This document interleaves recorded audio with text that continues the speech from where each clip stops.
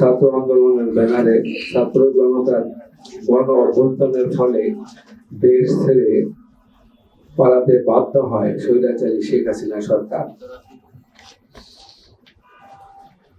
পরবর্তী নতুন বাংলাদেশ নিয়ে ইসলামী আন্দোলন বাংলাদেশ ও এর সহযোগী সংগঠনের প্রতিটি নেতা কর্মী আমাদের দলের মহতরম আমিরের নির্দেশে সুদ, ঘুষ, চাঁদাবাজ ও বৈষম্যহীন বাংলাদেশ গড়ার চেষ্টা চালিয়ে যাচ্ছে।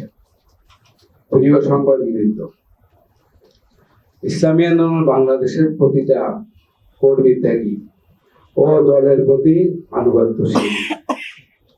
আমরা একজন কর্মীকে দলের বিভিন্ন দায়িত্বে আনতে তার বিভিন্ন গুণাবলী, তার চারিত্রিক বৈশিষ্ট্য, সততা ইত্যাদি যাচাই বাছাই করে এনে থাকি। আপনারা জানেন, ইসলামী আন্দোলন বাংলাদেশ এখনো পর্যন্ত কোন দলের সাথে জোটের রাজনীতি করেনি। বিগত ফ্যাসিবাদের সময় আমাদের অবস্থান ছিল ফ্যাসিবাদ বিরোধী, যা আপনারা দেখেছেন।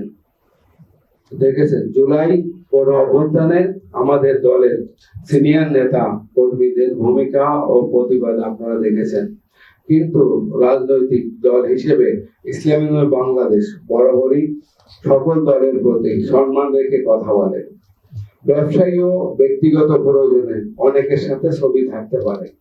আজ এমনই কিছু ছবিকে ব্যবহার করে ইসলামী আন্দোলন বাংলাদেশ চট্টগ্রাম মহানগর শাখার বর্তমান সেশনের মুক্তিযোদ্ধা বিষয় সম্পাদক আলহাজ আব্দুল্লাহ আল ইসলাম সোহাগ ও তার পিতা বাকলিয়া থানা শাখার সভাপতি আলহাজ সালাউদ্দিন সওদাগরকে একটি মহল জোরপূর্বক আওয়ামী লীগ বানানোর খেলায়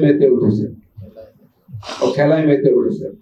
শুধু এখানেই শেষ নয়, সোহাগ ও তার পরিবারের উপর বিভিন্ন সময় সন্ত্রাসী কায়দায় হামলা চালায় এই দিদার গং, যা আমাদের নজরে এসেছে।